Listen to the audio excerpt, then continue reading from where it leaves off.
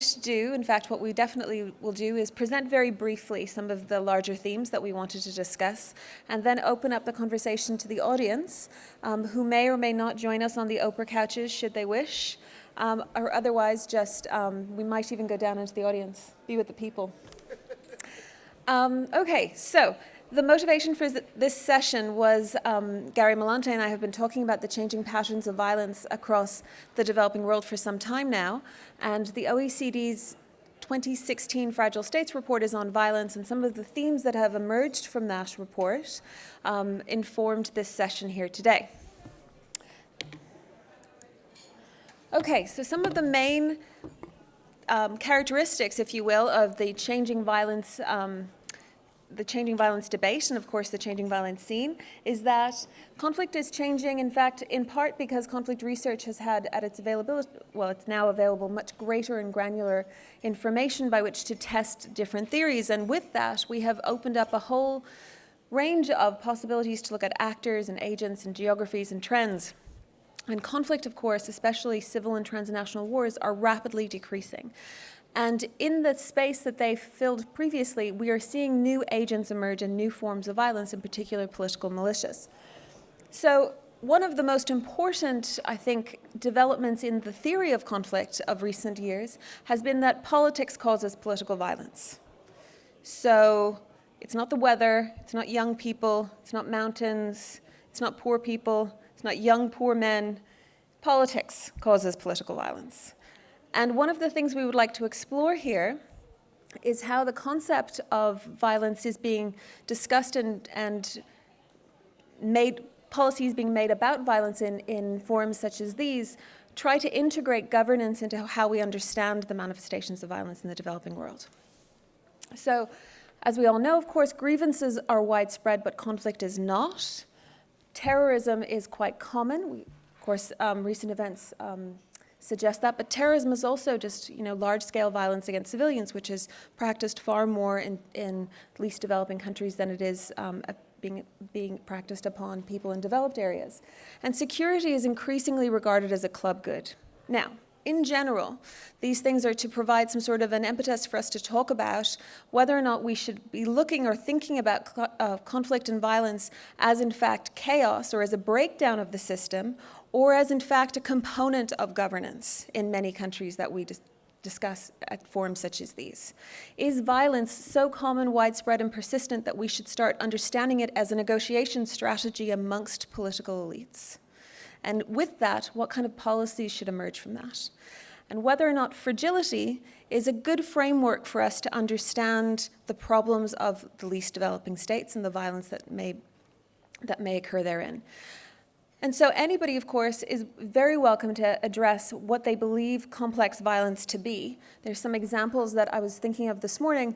We have an 8-sided civil war going on in Yemen. We have Nigeria with multiple coexisting but spatially distinct forms of conflict. In Syria, we have obviously a trans-bordered conflict and the rise of Daesh.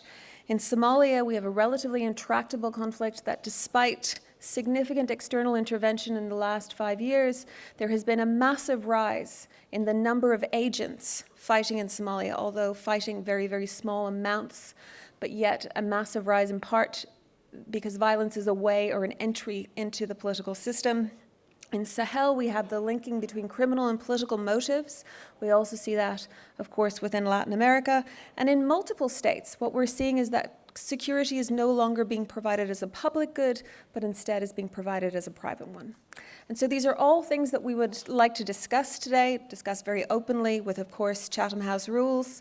And I'm going to basically now just turn it over to Phil to see if he would like to address any of the larger questions that we have noted for our correspondence. But effectively, do complex violence or do complex conflicts emerge from a similar basis? Is there a way in which we should be thinking about the relationship between complex violence and fragility that would be useful to the people within a forum such as this? How do different forms of conflict affect development performance? This is especially important if we think of it not as a breakdown of a system, but as a component of a system. What parallel systems, including corruption and crime, contribute to complex violence?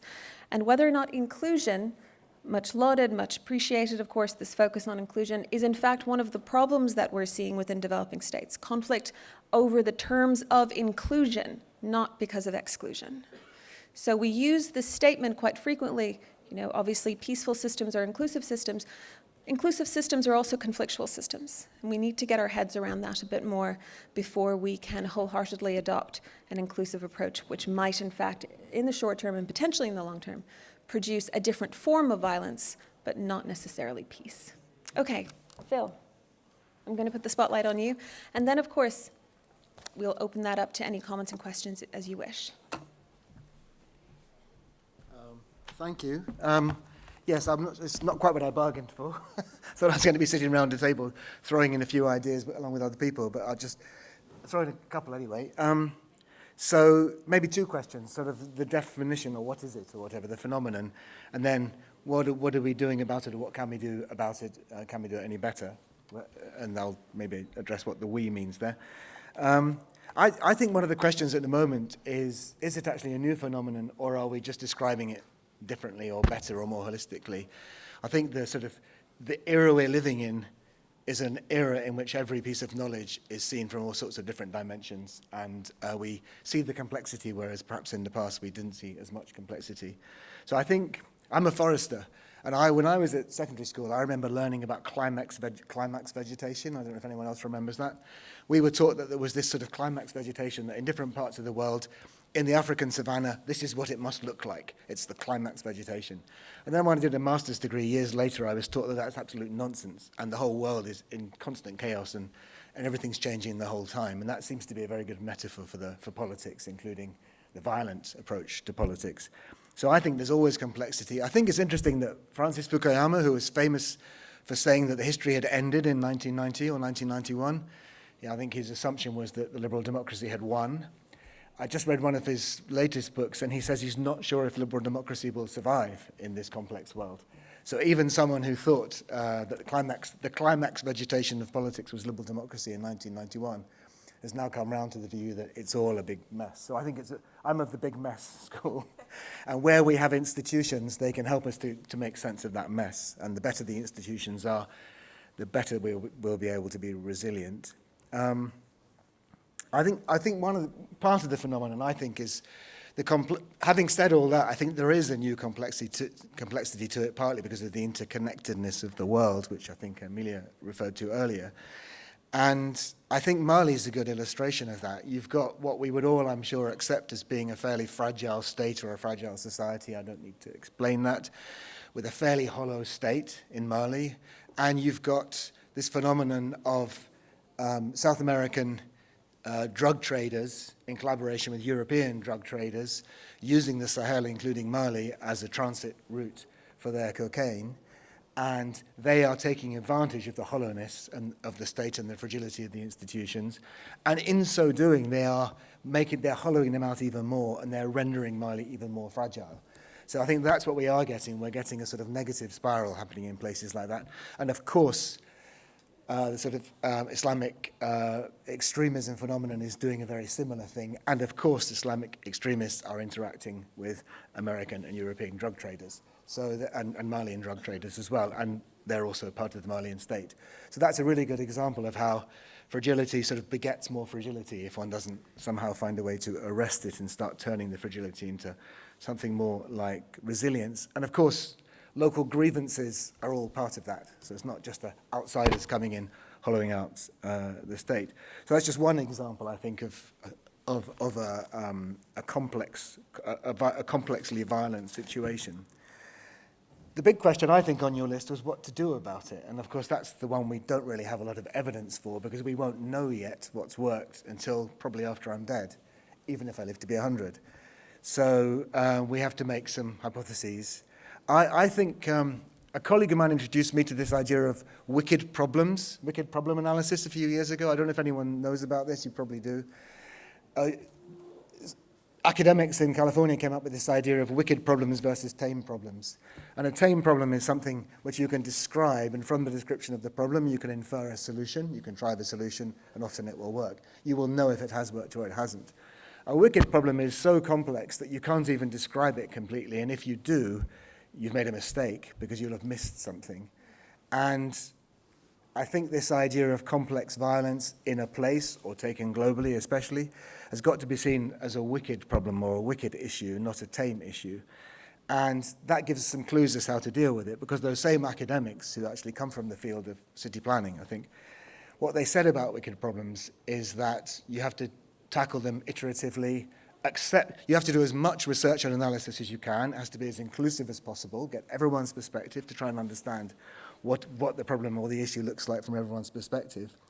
And determinedly don't try and find a solution, but find something you can work on based on your principles and idea of better. So if we take the IDPS, which met this morning, and the 5 peace and security goals, peace and state building goals, which they came up with a few years ago: legitimate politics, inclusive participatory economy, inclusive security, inclusive justice, and sort of taxation, inclusive use of taxation and fair taxation, and inclusive use of revenues for service delivery, then those seem like a good set of sort of goals and principles one can have in working at the problem. And then just take a very adaptive approach to it and see what can be done and see what other people are doing. Don't think that you can solve the problem, because you won't even know what the problem is until it's been solved. And I think some of the aspects of that have got to be working very closely with civil society, civic society, figuring out where the participation is and isn't, and building on that in society, getting people to analyze what the problem is from their perspective and see what solutions they can offer. I think there's got to be an effective economy which gives people opportunities and alternative pathways to violent behavior. And then I think we shouldn't forget what has to be done internationally. And I think we've all read in the newspapers in the last couple of days about corruption. And clearly there's a lot more that needs to be done with respect to money laundering. And the final thing I would say, and the list could be as long as you like, the final thing I would say is I suspect we should start to move towards legalizing drugs as one of the best ways to stop this issue to make this issue slightly less complex. Just a few ideas anyway.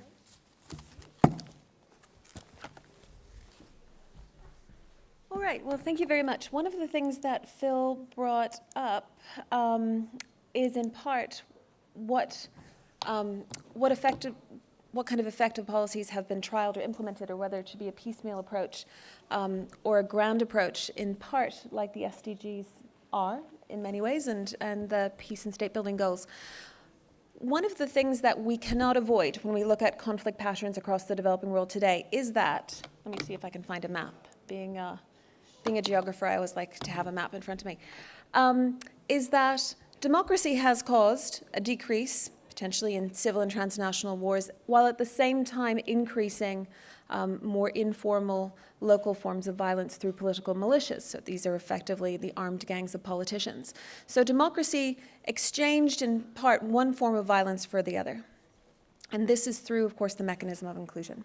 But at the same time, state violence has increased quite considerably across developing countries. And as state violence increases, it seems to go in hand with the promotion of state capacity, so the promotion of both legitimacy on the democracy side and sovereignty on the state capacity policy side. And with that, of course, the states have, in fact, increased their violence both on civilians and on opponents. So is this something that we can support in some ways as a way to fix certain types of fragility while allowing other types? Or in fact, what is the relationship between violence and fragility? I still have yet to, of course, hear a very convincing definition of fragility, let alone what role violence plays in it. So if anybody would like to address these questions from their own perspective, such as Tom, who seems quite eager to make a comment. That's my feeling.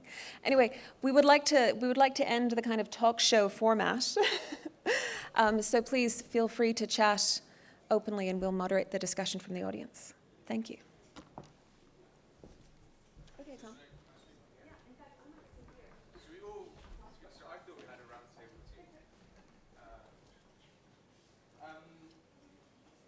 Hi, my name's Tom. My name's Tom Wheeler. I work for SIPRI Forum as a conflict and security advisor.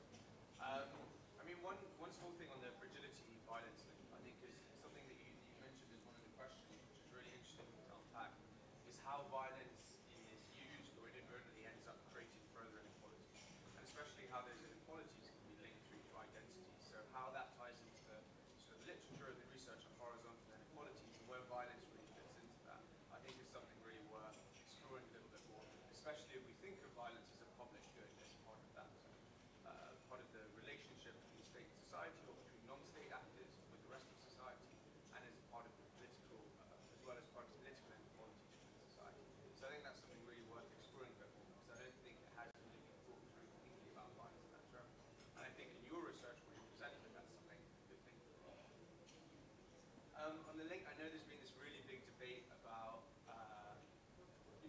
violence the outcome of fragility?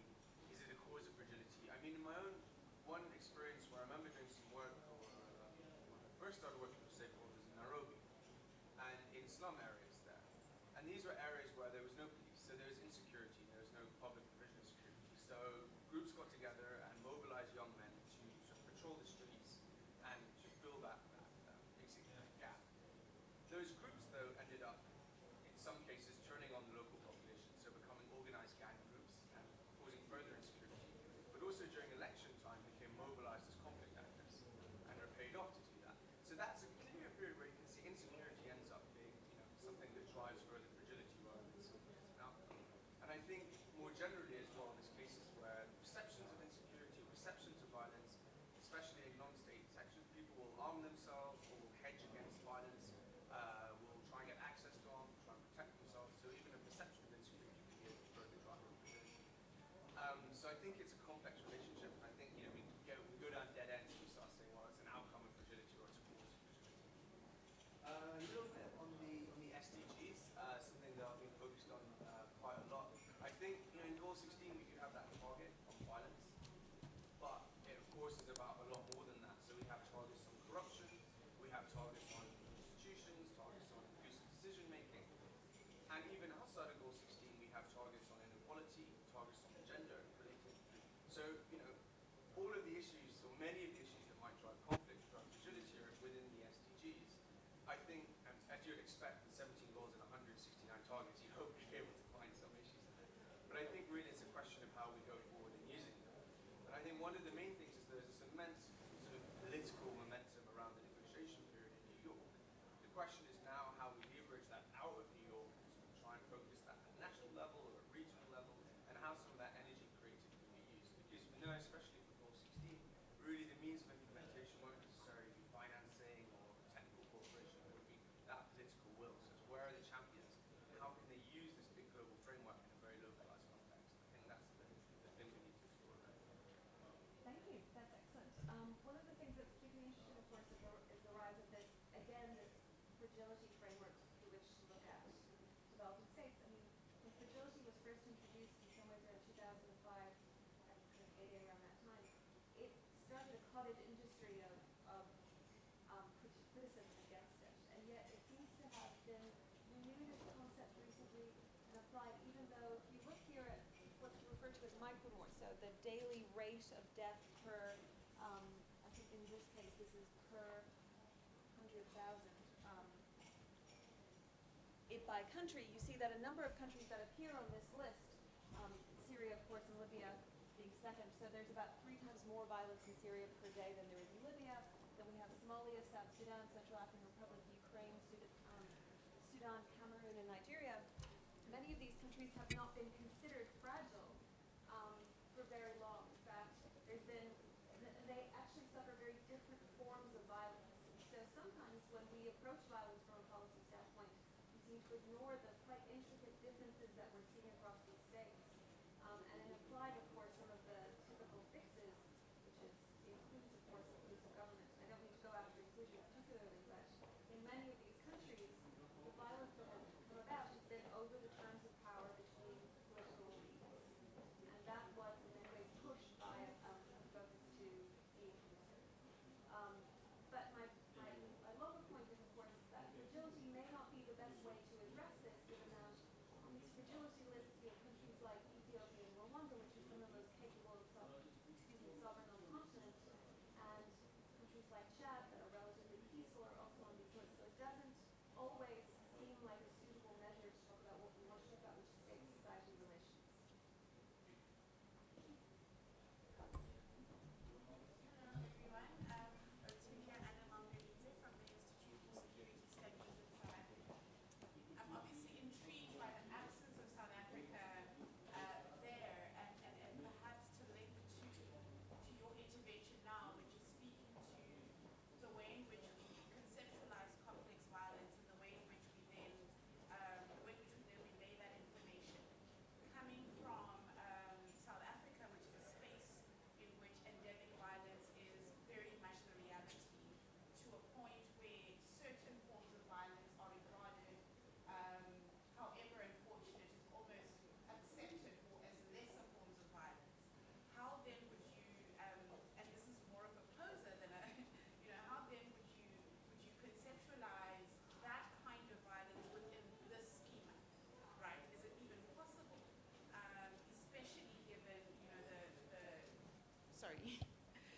especially given the different kinds of violence that are there, one wouldn't compare, for example, the situation across South African society to that in Somalia, which has, you know, your intractable kind of violence.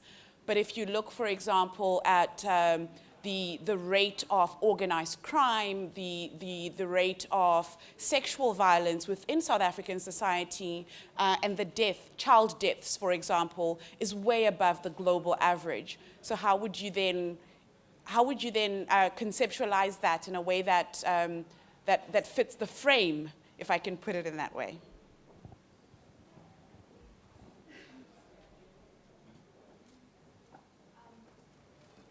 So unfortunately, I don't exactly know how to fit crime effectively into a political violence framework, which is what most conflict research is about. But I'd be more than happy for people to offer suggestions. One of the issues, I think, with South Africa that Yaki Chillers has brought up before, is that the data on crime are great. And yet, so it looks like there might be a strong correlation. And yet, across the continent and across other developing contexts, the data on crime are quite poor, which then would give a kind of a bias, a negative bias towards looking at South Africa in particular. But crime has to become part of our understanding of social violence and the link between political violence. But how to do that has been a very, very, well, new conversation on the academic research side, and a very, very difficult one, I think. Yeah, thank you. I'm Mahmoud Saikal, the ambassador of Afghanistan to the UN. What I hear today in here is music to our ear, addressing the root causes of the conflict. But what I've been hearing so far, as if complex violence has a lot to do with the non-state actors and also with local factors.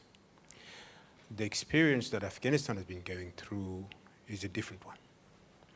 The country was invaded by the Soviet Union in the 1980s. And then in the 1990s, we saw a gradual move from the south, a gradual invasion of Afghanistan by Al-Qaeda and the Taliban and Pakistani militants.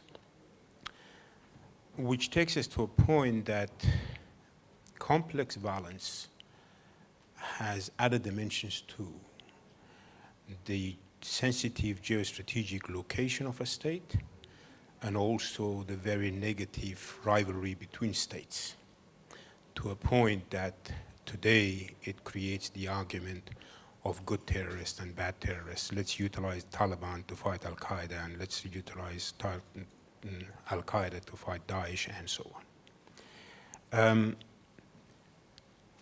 In the region where we are, and of course, our region is not New Zealand's region. And I notice New Zealand is not even in your map because it's a very quiet region. Afghanistan is in a very complex region. And also some of the countries in the Middle East, their geostrategic locations do matter. And that has something to do with the length of violence and the complexity of violence. Take the example of our region. Number one, the country is sitting in between four diverse different regions: Central Asia, South Asia, the Far East, and the Middle East. So when we say region in Kabul, our region has got its own peculiarity, that I call it Afghanistan's region, which encompasses part of Central Asia, part of South Asia, part of the Far East, and part of the Middle East. We've got emerging powers. We've got some superpowers around us. China shares a border with us, a giant power. We've got Russian Federation, not that far away, a leading pillar of the then Soviet Union that invaded Afghanistan in the 1980s. And then we've got India, and then we've got Turkey, we've got Iran. And then we've got these rivalries among the states. Fine, there could be some local issue, but how this local issue is being consumed for negative state rivalry. Take the tension between India and Pakistan. One of the key factors behind the ongoing conflict in Afghanistan is this. We are being told by one country that some other country is using you against me, and hence I'm creating hell for you. Now, on the surface, they name it terrorism. On the surface, they name it Taliban. On the surface, they name it Daesh. But in reality, they are proxies in a negative state rivalry, a game which is being played in someone else's land. And I'm afraid we see examples of that in the Middle East. Every time Daesh slaughters a person, if that person is a Kurd, certain circles in the region are happy about it. If that person is a Shia, some other countries are happy about it because it's serving their purposes. So just to conclude this, what is needed is really to minimize, if we do live in a civilized world, then we must minimize negative state rivalry and maximize the focus on the conflict, in particular when it comes to violent extremism and terrorism. Thank you. Thank you, that's excellent, because it brings up a very important concept, which is that complex violence is not just a multiplicity of actors locally, where you can get almost 100 actors active in Somalia last year, and there's not just development solutions for what are effectively geopolitical problems. So development solutions can only go so far to mitigate what Afghanistan would have been at risk of in the region. Thank you so much. My name is Karin Olofsson, and I'm Secretary General for Parliamentary Forum on Small Arms and Light Weapons. This is very interesting indeed, and I would like to highlight the role of illicit flow of arms and flow of arms in general.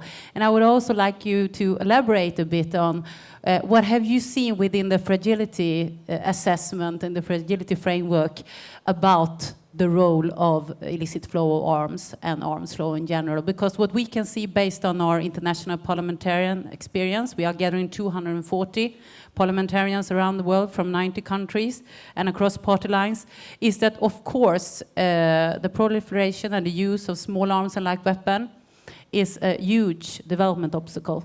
And it's also, as has been stated in research and by the UN Security Council, is also a multiplier of violence. It's not the structural root cause to conflict, no, but it's multiplying the tensions, the violence. So it would be interesting to hear you mention a bit about what have you seen about, the use and proliferation of arms and small arms and light weapons in your research. Thank you. Thank you very much. So in our review of this, what we found is that there are certain environmental conditions and other conditions that facilitate conflict to be more likely or less likely. So we can think of there being root causes, of course, those being state-society relations. And then along the lines, basically there are incentives for political actors to engage in violence or not. But one of the more important facts, of course, are these facilitating conditions. So some of the work on the environment, on small arms, and on demography patterns, urban, rural patterns, etc., have shown that conflict might look a certain way in certain contexts because of the availability of small arms or the provision of particular types of livelihoods or the spatial character of the state.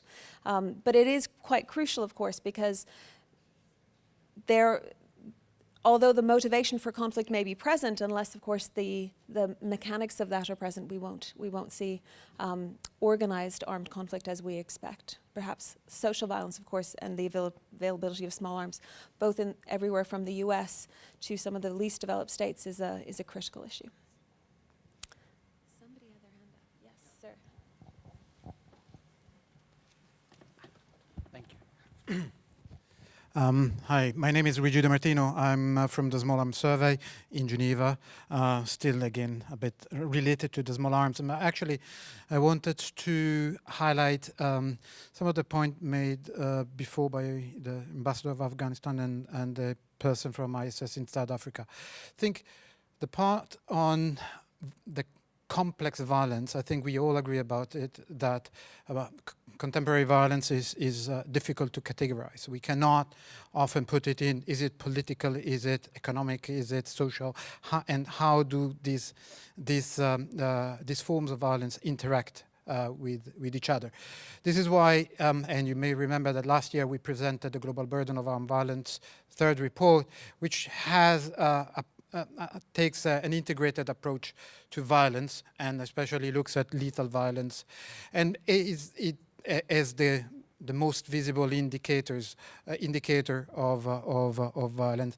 This to say, we need to be able to look at violent deaths as one of the indicators that are have most chance to be measured by all the countries, and that provide you with an overview of the situation of lethal violence in the countries, and which will be able to pick up countries that are not in what could be considered conventional armed conflicts, but also that are affected by other forms of violence that have, however, mortality rates that are very high.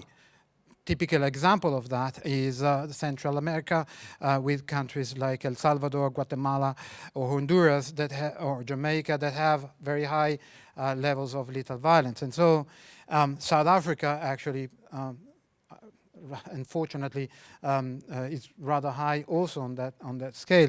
And so with that type of lens as an entry point, you will be able to pick up this type of levels of lethal violence, can start providing you an overview of the situation.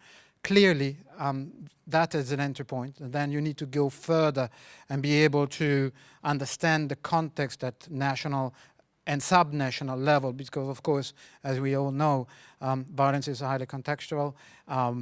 Border areas are often hotspots of violence. You have multiple layers of actors affecting or having an influence on a region or the situation in a country. We go from local militia, local criminal groups, networks of organized crime, local political actors, and regional actors or international organizations. So this, I think we need to be able to have an integrated approach to violence, but then tools that allow us to have a bit more fine-grained analysis of the situation. Is it useful to have an integrated approach where we measure crime and violence or conflict simultaneously?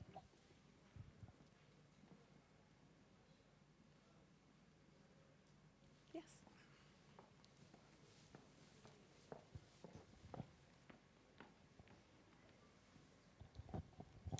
Hello, I am Erik Melander from the Uppsala Conflict Data Program. I think everybody agrees that homicide and organized crime are important phenomena to study, and to study the interlinkages with armed conflict and war and genocide. But nevertheless, these are different phenomena with different causes, different dynamics, and different effects. So if the same number of people are killed in a country in homicide, in crime, the effects on that country tend to be very different if the same number of people are killed in war. In terms of infrastructure damage, in terms of forced displacement, in terms of effects on political corruption, maybe on the economy. So my point is that while these things should be analyzed together, they should also be kept separate analytically.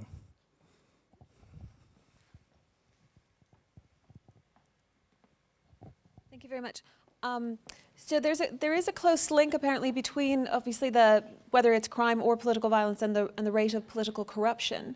But to play something out just a little bit, if we have a situation where there is low levels of public security and a high rate of crime, and then as we see in the Mungiki example from Tom, these groups then get used in political contests over competition between political elites.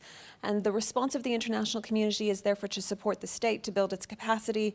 It again starts using violence at a higher rate against its citizens. It provides security as a selective good, so not equally across its own territory. Then it gives rise to some sort of reaction or manifestation to that. And then there's a clear link between the forms, although I agree, of course, they're not the same. But I would say one of the really tricky things about Latin American countries that I have no answer to, so do not expect an answer, is that this is criminal violence with political consequences, as opposed to being violence that has political causes. And maybe it does have political cause. There is a very low rate of public security amongst many of these countries. And that is, in and of itself, political and politicized. But what to do with it and how to fit it within political violence frameworks is not something I know the answer to, which is unfortunate, because everybody wants to know an answer to that one.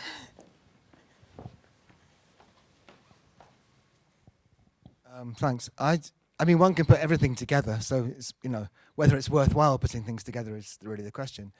I think if fragility is an important way of looking at issues of violence, I think it is an interesting way to think about the phenomenon of violence, different kinds of violence, be they criminal, political, and a war, etc., etc. Because I think if you think of fragility and its opposite, so whatever one calls the opposite of fragility, some people call it anti-fragility, some people call it resilience. But if the positive is the ability of society to flex, to be resilient, to be like latex rather than glass, not brittle, but to give and to respond. And if you read, what's his name, Taleb, Nicholas Nassim Taleb, he talks about a resilient society as being one which is like a micro mesh, where everything is connected and solutions to problems are found as locally as possible, and they don't get out of scale and so on. I think one can use that an analytical framework for thinking about the levels of crime in Venezuela, Guatemala, South Africa, Mali, Syria. It's as useful analytically as long as one doesn't go down the road of thinking that. I think it's interesting in the speeches before, someone talked about the root causes. I get worried about the root causes. I think the root causes we should be thinking about are the root causes of not being able to deal with stress, not the root causes of the stress. We get too focused on what is the cause of the violence rather than what is the cause of us not doing things non-violently.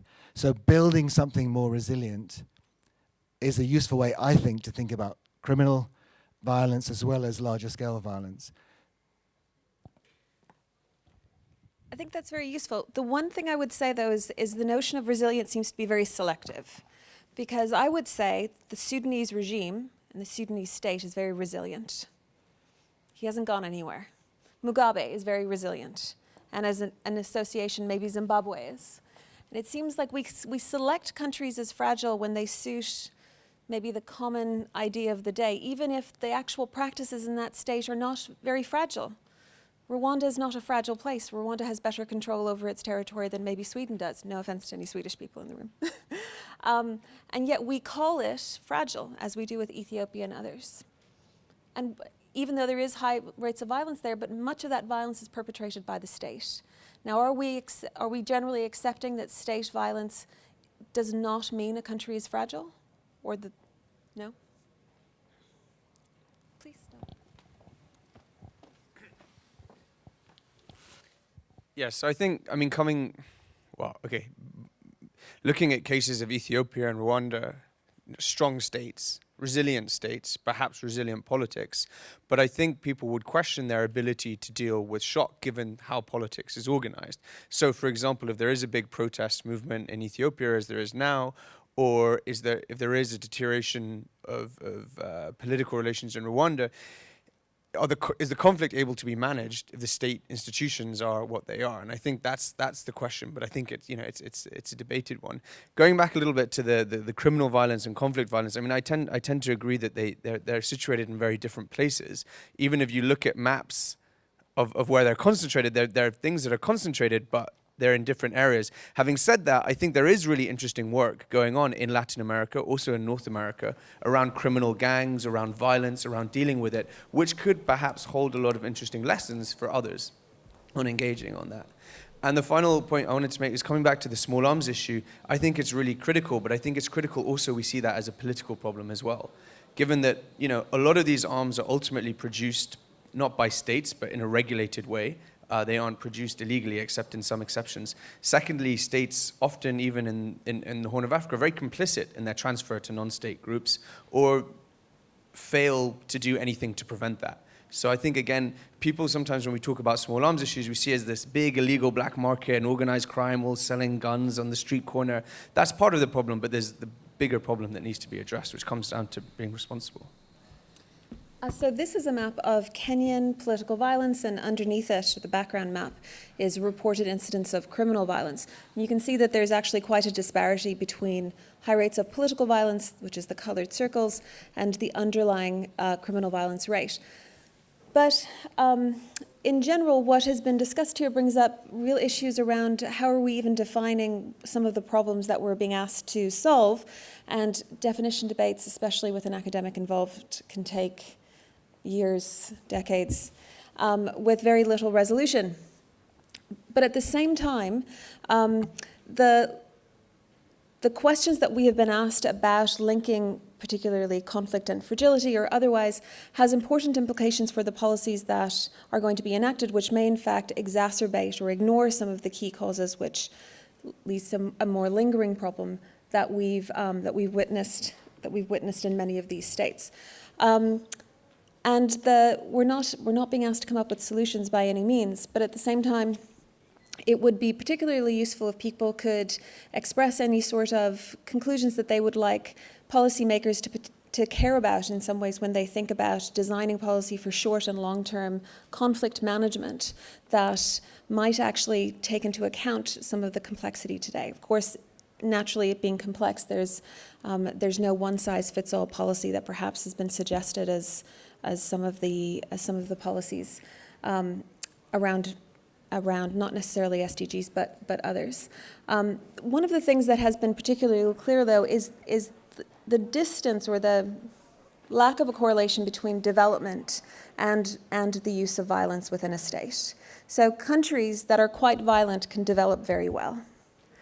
And that upsets our conception of how these things are supposed to be linked quite closely. Some of the highest development rates are in places where the state primarily is one of the most violent actors, although there are non-state actors involved. And so when we ask about whether or not complex violence needs to be addressed via development means, does it matter that many of these countries are responding or have relatively high rates of economic growth? And just coming back to the notion about resilience, while I appreciate, of course, that a state will need to be able to adapt to shocks, I mean, it's very hard to argue that a country like Ethiopia has not adapted to shocks and, in fact, persevered despite multiple forms of shocks, both domestically and externally. And maybe just fragility is not the best way to conceptualize this particular problem, because I totally agree that if we're looking at a poorly resilient state or a fragile state, we're thinking about places like Central African Republic, and it doesn't look like what Sudan looks like or what Ethiopia looks like. And yet they're grouped together. And we're asked to send lots of money, which may in fact support a state that's going to perpetuate these patterns of activity. But please take the last few moments and offer your thoughts about complex violence or what you think to be both present and immediately future threats that we didn't deal with. Please. You can come up here if you like. Thank you. I've been struggling, I think, the past few minutes because I don't have an answer. The only thing I can say is that I think that what has been said at the beginning about wicked problems is actually there is no solution. What we've been trying to do is, for example, try to put things into boxes. Is crime, should you count crime and criminal deaths or not? What we know is that there are relationships. We just don't understand them. And we know that the solution is that, the small steps, and we don't really know where we end up.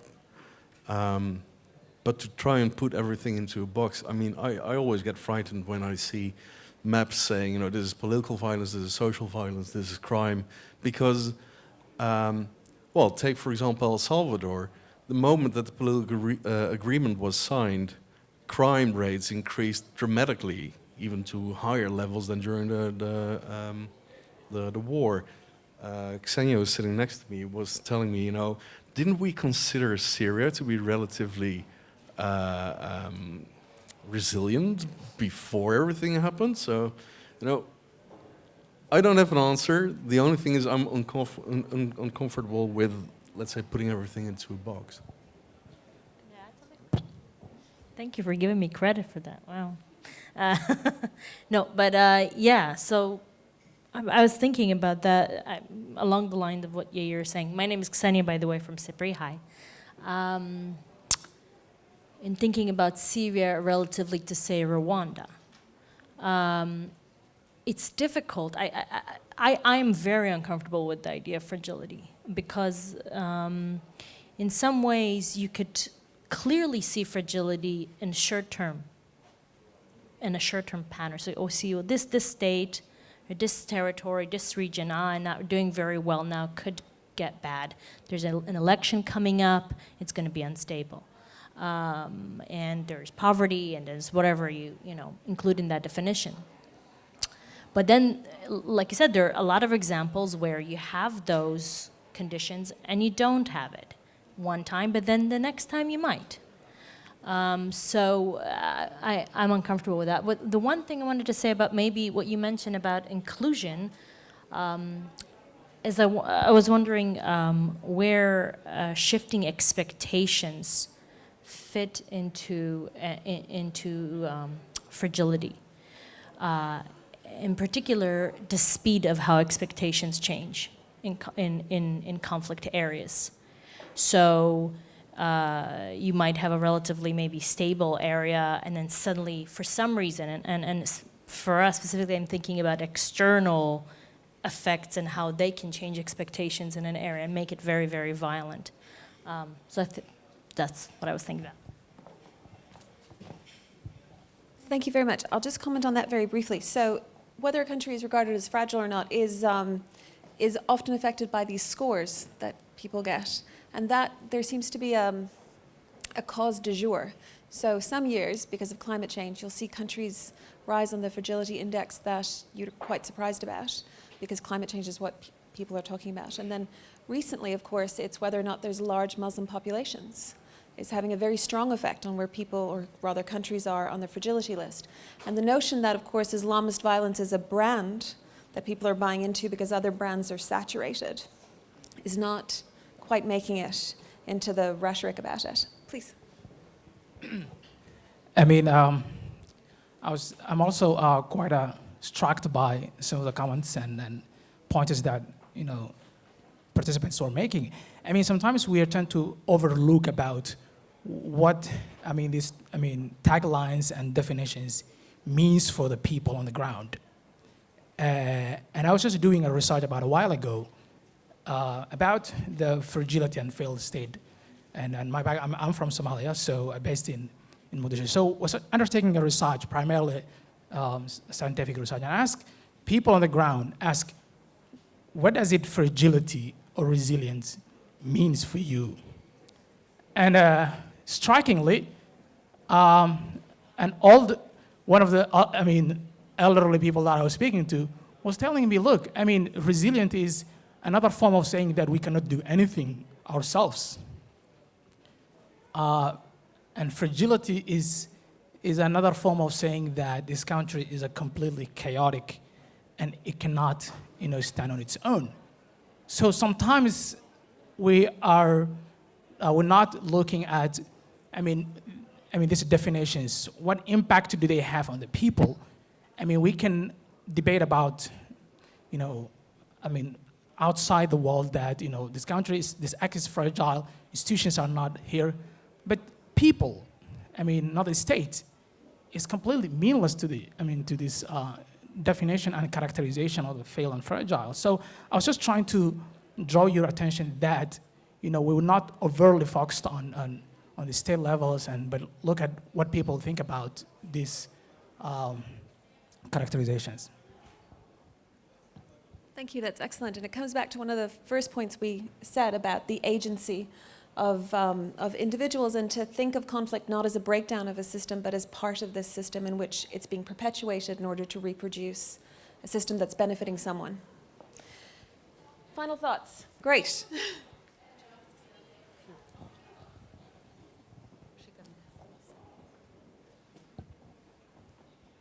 Thanks. My name is Megan Pryce. I come from the Klingendal Institute in The Hague. I actually wanted to maybe speak to what the gentleman from Somalia just shared.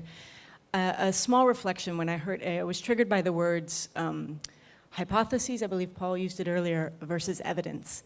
And a lot of my work at the moment, we get continually hit over the head with this idea that there are evidence-based approaches. And I feel increasingly like that's a coded word for knowledge, facts, data that tend to privilege something that can be captured over local insights, local actually subjective understandings of the situation. And I'm not saying that necessarily we need to let go of one or the other, but I think it's just an important reflection to have, the way that we privilege the idea of data and evidence, and how we let that steer our understanding. And perhaps that's taking away, detracting from local knowledge.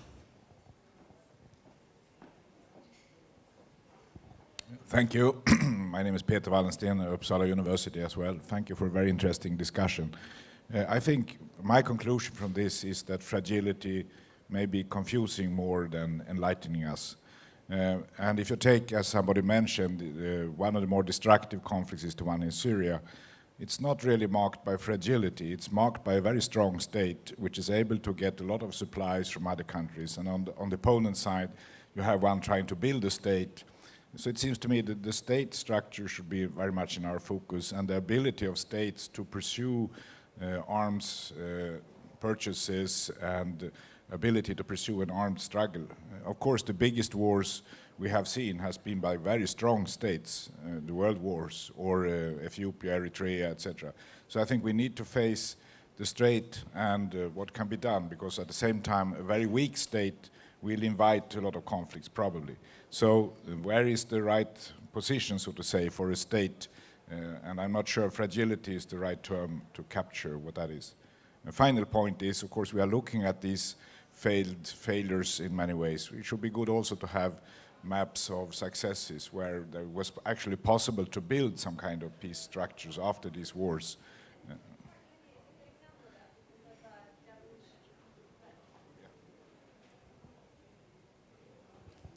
Thank you very much. We have run slightly over time. That's an excellent comment to end on. We don't like fragility. That's basically what we've decided. But, and conflict is quite complex. So great. Two nice conclusions. Thank you very much for your time and attention to what is the oddest roundtable I think most of us will have attended. But if you want to try out the Oprah couch, you're more than welcome. Thanks again.